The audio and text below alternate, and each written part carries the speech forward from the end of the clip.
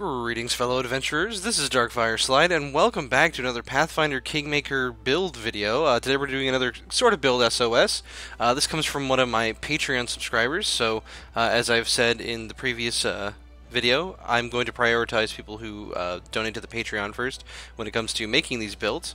But anyway, we had a question about specifically the Aldori Defender class. So let's go ahead and look into that. And specifically, we had a question about whether or not the Aldori Defender makes for a good tank class. And if not, then what would be maybe a better option as far as fighters go. So let's go ahead and take a look. Go ahead and just pop into our character creator here. No problems whatsoever. There are a number of options that we can do. For Aldori Defender, human and elf both work pretty decently, if only because elf actually allows you to spec into the duelist prestige class a little bit better. What I will say, though, is dwarf is also a fantastic choice if you're just going specifically for kind of that fightery tank kind of class. Okay, so let's go ahead and look at the Aldori Defender. Let's go ahead and look at human, because that's the most sensible race for it.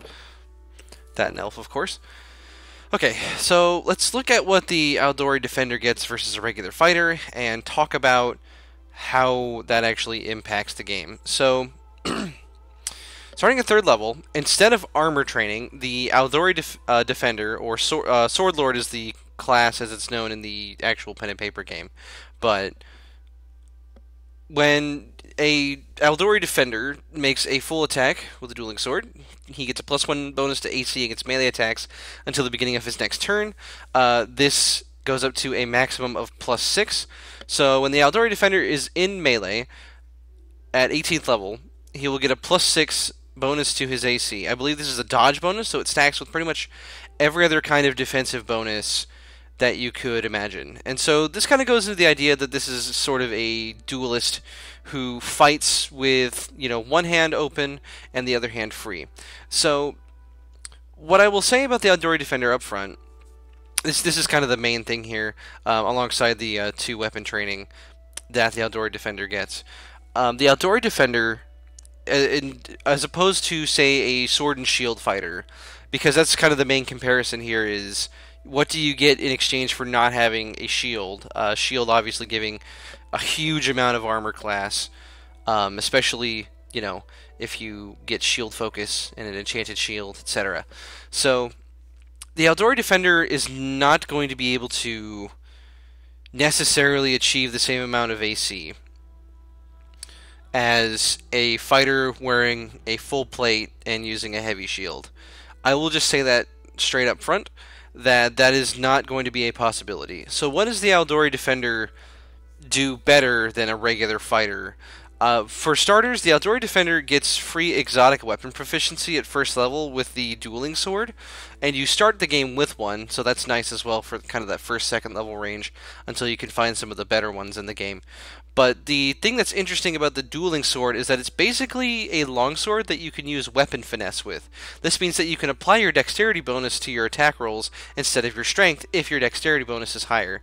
So, to me, what this means, and some people may disagree, I have seen people try to build this with a strength build, and I don't know if that's necessarily wrong or right, but what I will say is that I feel like if you're not using that feature of that weapon, then you might as well just be using a regular longsword and be a regular fighter, get armor training, etc. So, the Aldori Defender starts with this proficiency, with this unique dexterity-based longsword, basically, which is more or less on the same level as a rapier almost, but it has a higher die at 1d8 damage. But to be honest, it's mostly about flavor, more so than it is the quality of the weapon itself. But since we get it for free, it's not really as big of an issue. So, how I would personally, and I will say this for every build video that I do, is that there are always going to be other ways of building a class, and sometimes I may not see the exact best way to build a character. And you know what? That's totally fine. If you think of a better way to build it, go ahead and disagree with me in the comments. You don't have to come after me. I'm willing to admit that I am wrong sometimes. This is just, to me, what seems to be the best way to build this class. So with that disclaimer out of the way, let's go ahead and talk about like the rest of the class features that this class gets. So we still get Bravery, which is kind of a meh ability. +1 to fear saves is okay, especially if we actually put points in Wisdom like we should be on our fighters so that they don't run away every time somebody casts a fear spell. One thing that's kind of interesting about the Aldori Defender is that at 6th, 8th, and 10th level, we're trading our bonus feats to get some different feats. So to start with, 5th level, I don't know why that's in the 6th level slot. So this could be at 5th or 6th level. I apologize for not testing this. This is more about theory crafting after all. But so at 5th or 6th level, we get Disarming Strike, which is when a Sword Lord successfully disarms an opponent using a dueling sword, he also deals normal damage to the target, without the normal strength bonus to damage. So what this means, obviously, is that if you use the Disarm feat, that you get free damage when you disarm somebody. And one of the great things that you can do is, let me go ahead and skip to feats real quick. Alright, so this is the feat that I wanted to talk about that kind of makes this ability worth having. So at 6th level, because that's when our base attack bonus will become 6, although we'll have to wait till 7th level to actually pick up this feat, unfortunately, just because of the way the feat progression works. But basically how this works, and this is really, really nice, you can disarm people at, the regular +4 that you would have with Greater Disarm, because it's +2 for regular disarm, +2 for Greater Disarm. What's great about this is that you're going to be able to do the damage that, comes with that ability. And that is a really nice bonus, because disarming people can be really, really good. If somebody tries to attack you without picking their weapon back up, for example, they will actually take an attack of opportunity every time they try to attack you. This is really, really powerful against humanoid opponents that aren't going to have massive amounts of strength. But when you're fighting against, giants and other really big creatures using weapons, disarm becomes less useful. You can still do it, although it's going to be at a much greater penalty. Although what I will say is that obviously whenever you increase your attribute for disarming, which in this case is going to be Dexterity, and you're going to need to take the Agile Maneuvers feat, and we'll go ahead and look at that real quick. Yeah, so you absolutely need to pick this feat up with the way that we're going to build this character. You have to actually learn Disarm first before you can take it. So you're going to want this. You're going to want Disarm. You're going to want Greater Disarm to kind of coincide with this ability. Otherwise, if you don't take these feats, this is a complete waste of a feat of an ability. And because it replaces other abilities, it replaces a bonus feat that the fighter gets, which is both a pro and a con, right? Because the thing is, you could argue that this is a unique ability that no other class gets, and that's really cool. I'm all about things that other classes don't get. Unfortunately, fighter feats are really powerful, especially once you start getting higher in level, and so losing that fighter feat for this ability is interesting. But it is nice because this means that pretty much every round you can try to disarm somebody, and if you disarm them, you still do your normal sword damage. Now, what I will say as well is that, so this doesn't add the strength bonus, but what it will add is the weapons enchantments. It will add, if you have a +2 weapon, it will add that +2 to damage. It'll add elemental damage as well. I don't know if it can crit, but I assume since it makes, actually, I would assume that you wouldn't, because you're not actually making an attack roll. The disarm roll is your check, or your attack roll in this exact instance. So, I would definitely say that isn't able to crit then. But so that's that ability. If you don't want to disarm people, if you don't want to use combat maneuvers like that, then maybe Aldori Defender isn't the class for you. Next, the next unique ability, and the reason that I'm not going over other feats that you can take at the moment is that the Aldori Defender is still going to build in pretty much every way that a dexterity-based regular fighter would. Except that they don't get armor training, which causes a number of issues as to why this class isn't able to keep up an AC compared to other classes. But I'm getting ahead of myself. Let's go ahead and talk about this 7th level ability, Steel Net. At 7th level, Sword Lord can throw up a blazing wall of steel to defend himself. When fighting defensively with using a dueling sword, the Sword Lord's penalties on all attacks in a round are reduced by 2, and the dodge bonus to AC is increased by 2 for the same round. So the normal penalty for fighting defensively is a -4. So this means, and you get a +2 to your AC. So what this means is, when you have fighting defensively up, you're taking a -2 penalty to your attacks and getting a +4 to your AC, which is pretty huge. Now, the trick to this is that this is a pretty massive bonus to AC by itself. And I know I just talked about how this class is not going to be able to keep up an AC, and we'll get back to that.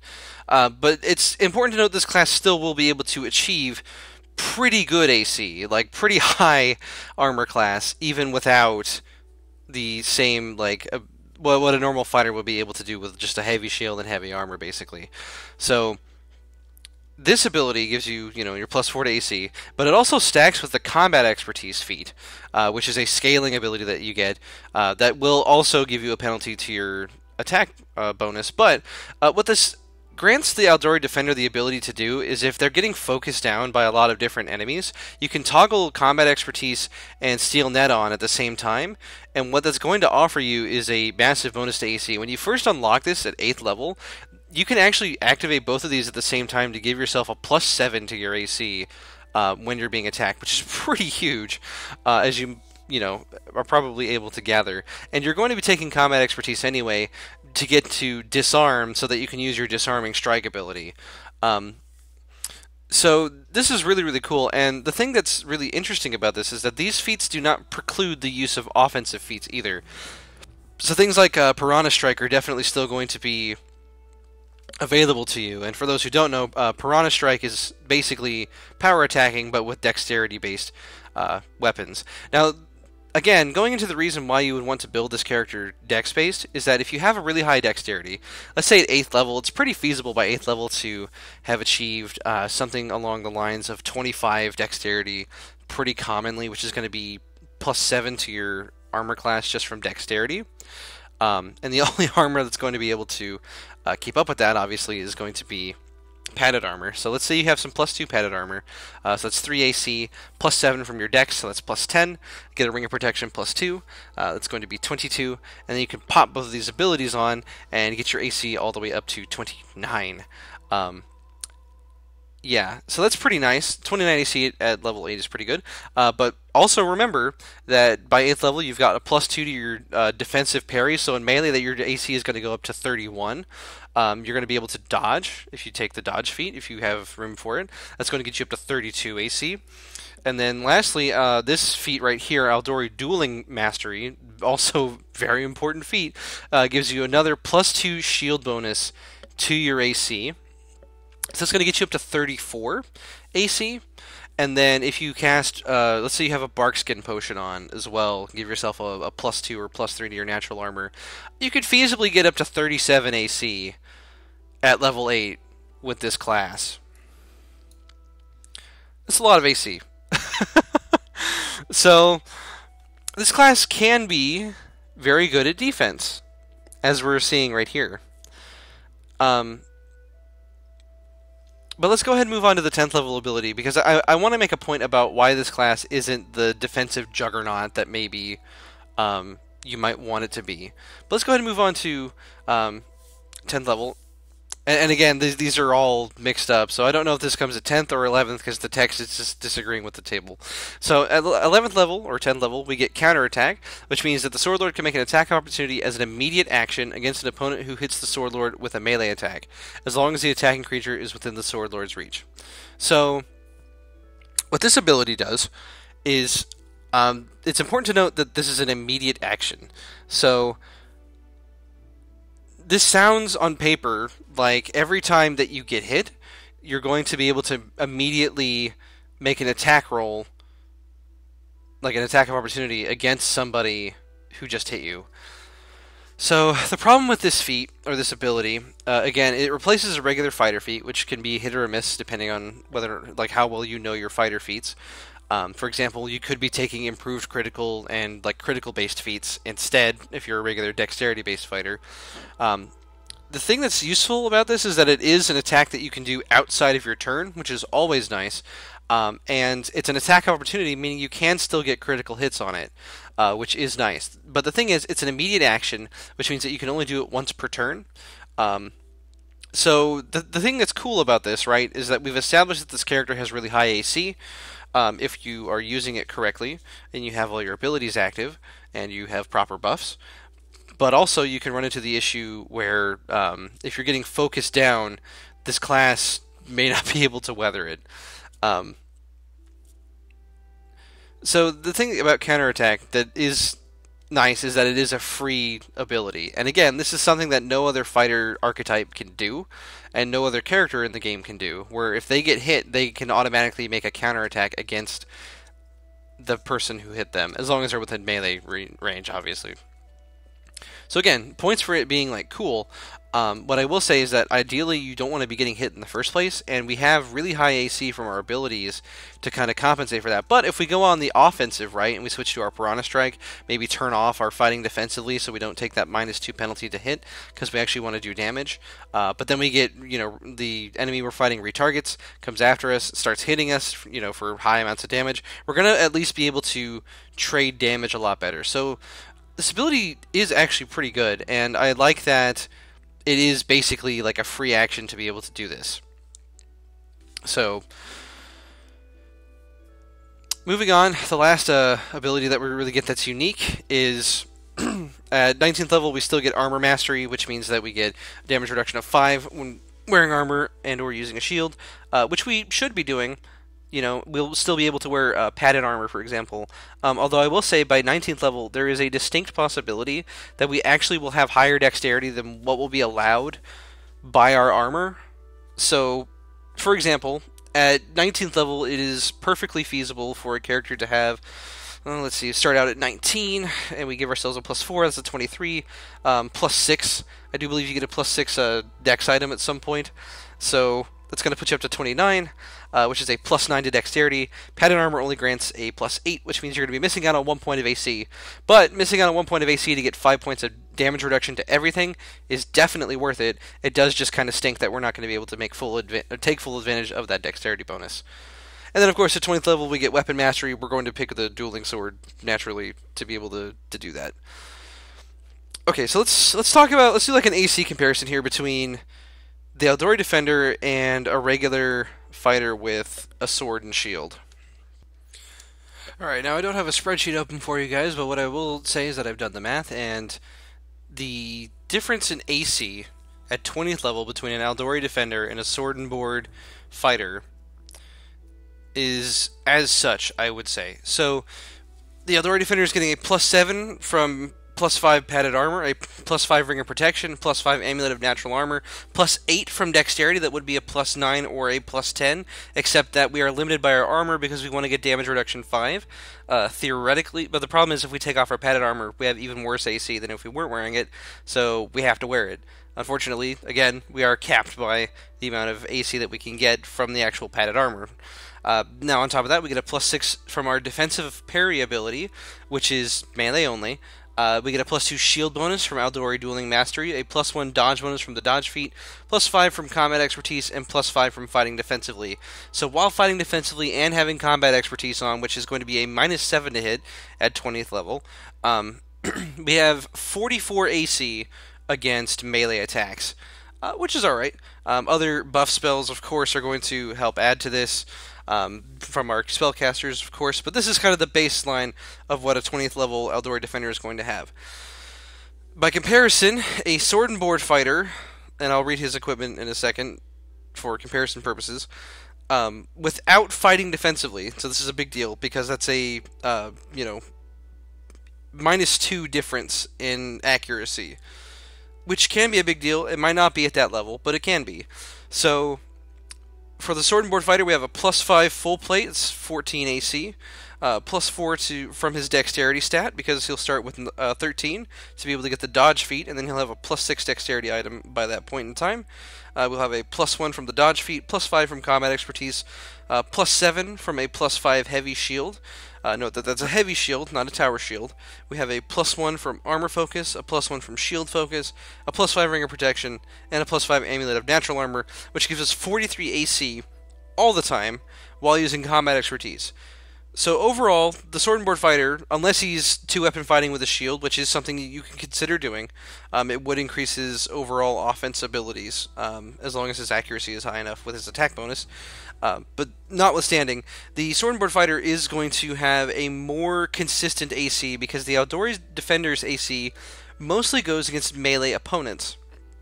So when it comes to things like archers, other ranged attacks, the Aldori Defender does come up a bit short in the AC department in terms of being able to resist and survive those attacks. Now, what I will say is nice about the Aldori Defender is, unlike a lot of classes that get AC from Dexterity, you are able to put a lot of points into your Constitution by virtue of not having or not needing any amount of strength whatsoever.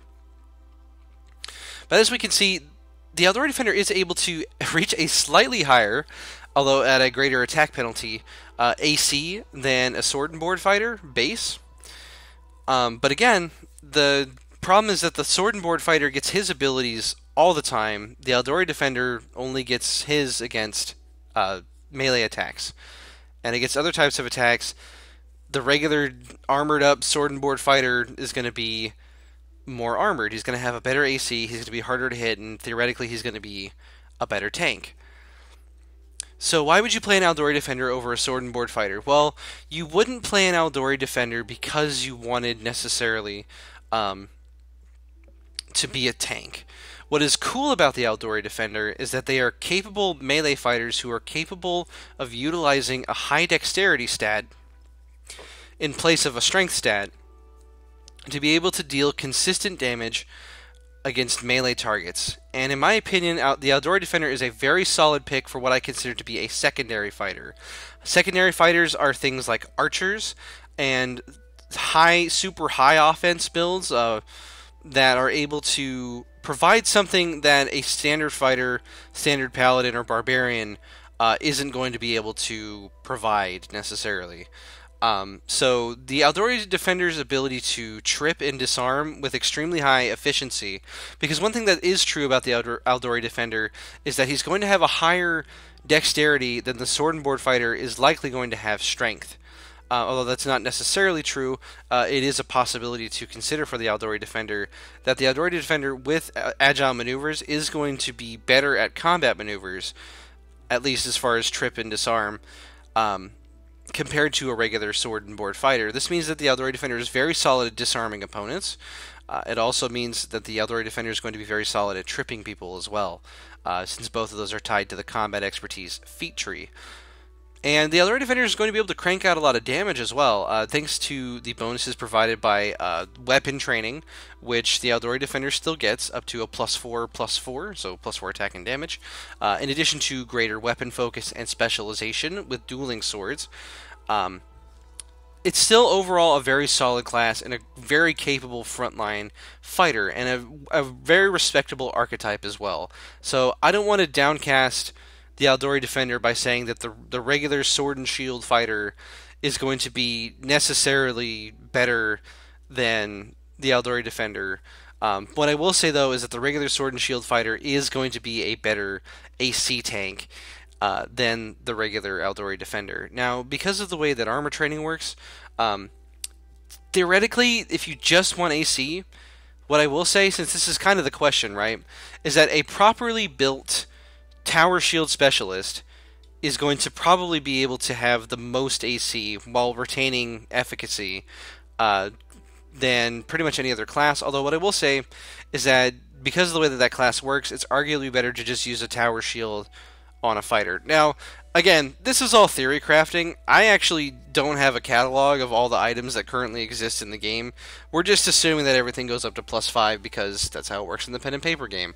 And obviously, these stats are going to scale down depending on what part of the game that you're in. And for a while, in that sweet spot, kind of that 8th to 10th level range, it's entirely possible that because of the combat expertise and fighting defensively bonuses, that the Aldori Defender is going to have a higher AC in melee combat than the sword and shield fighter will, for a while actually. So it all depends at what point you're using this character at. And another thing that's really great about Aldori Defenders is that because they're going to have a higher dexterity, they're usually going to win initiative, which means that they're going to be able to act before other opponents do. And because of the way that they work, they're actually really good at fighting opponents one-on-one, which is really nice when you need to, say, for example, go fight like a wizard or something. You can send your Aldori Defender around the flanks, be able to kind of disarm and solo take out that character while the rest of your front line is holding necessarily. So, but the Aldori Defender also excels in that frontline role alongside a sword and shield fighter. So, all in all, a very versatile, in my opinion, dexterity-based class. And I'll go ahead and I normally talk about this first, but I thought about saving it till the end because in the end it's a little bit irrelevant, kind of what you take with this class. But one thing that's important to note is because of the way that you build this character, you actually don't need strength. Having 7 strength is a little bit painful, but here's why you might want 7 strength over maybe a different stat. So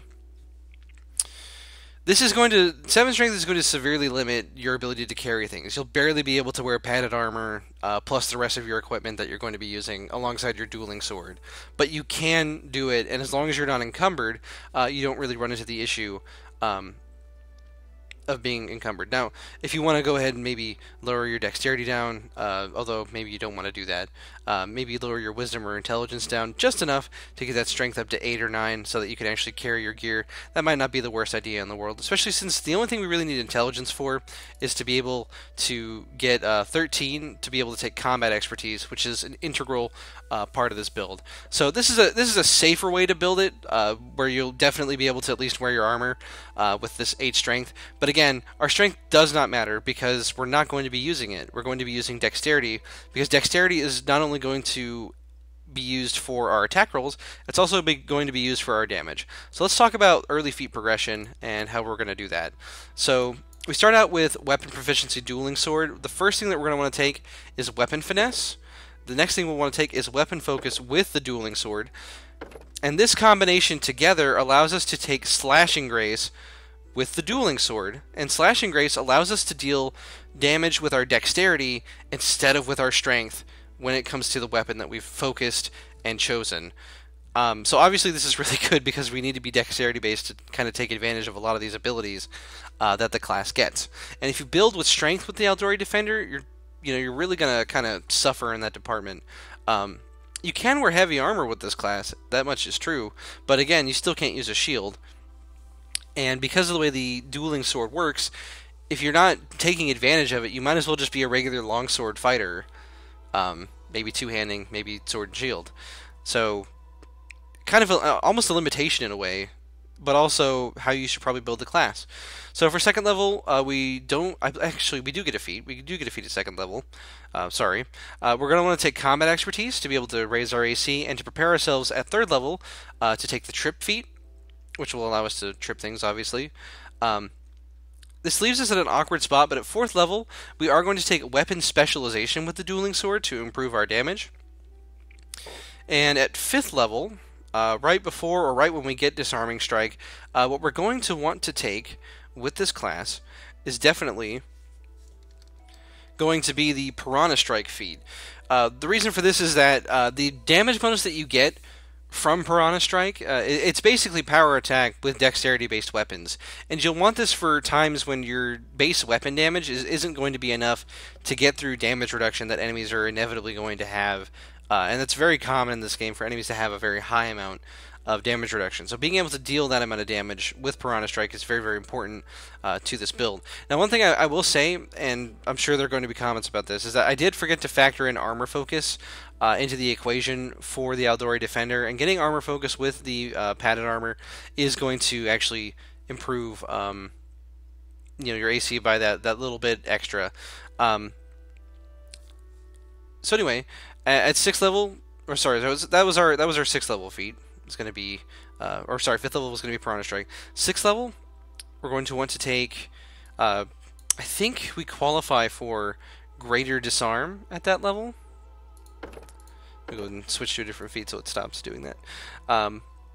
So we're going to want to take greater disarm, or improved disarm. No, greater disarm. To kind of improve that ability that we just got as a result of that. Okay, at 7, let's see, so that was our 6th level feat. At 7th level,